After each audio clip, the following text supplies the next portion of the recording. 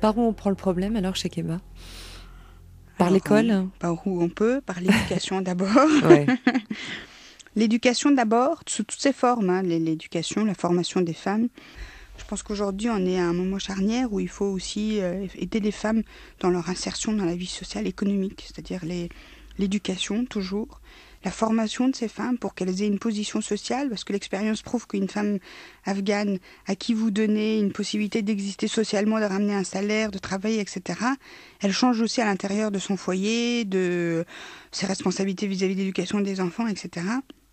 Donc il faut aider dans ce sens-là, mais surtout le savoir et l'éducation. Je veux dire, une femme éduquée, instruite, n'a pas les mêmes bagages face à des gens qui vont lui dire bah tu feras ça parce que la religion a dit que ça. Non, elle n'a pas dit ça. La religion que j'ai étudiée, c'est pas celle-là.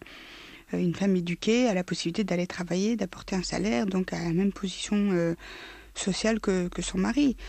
Les talibans sont allés tellement loin dans leur façon de détruire la société en enlevant les femmes de la scène de la vie tous les jours, que les hommes ont aussi beaucoup souffert de voir leurs femmes, leurs filles, leurs sœurs dans cette position.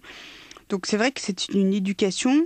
Il faut éduquer aussi les hommes, parce qu'avoir des femmes très instruites, éduquées, et que les hommes restent dans le même enfin Ça va dans faire l'effet inverse, compréhension, c'est-à-dire que ça va leur etc. faire peur. Ben voilà, donc il faut l'éducation pour tout le monde, mais il faut aussi montrer aux femmes quels sont leurs droits les plus élémentaires. Vous savez, quand on est très heureux parce que la constitution afghane reconnaît les mêmes droits aux hommes qu'aux femmes, beaucoup de provinces ne savent même pas ce que c'est que le mot constitution, ils ne savent même pas ce que c'est que le droit, etc. Donc il faut commencer vraiment par le b à bas et se battre pour l'éducation.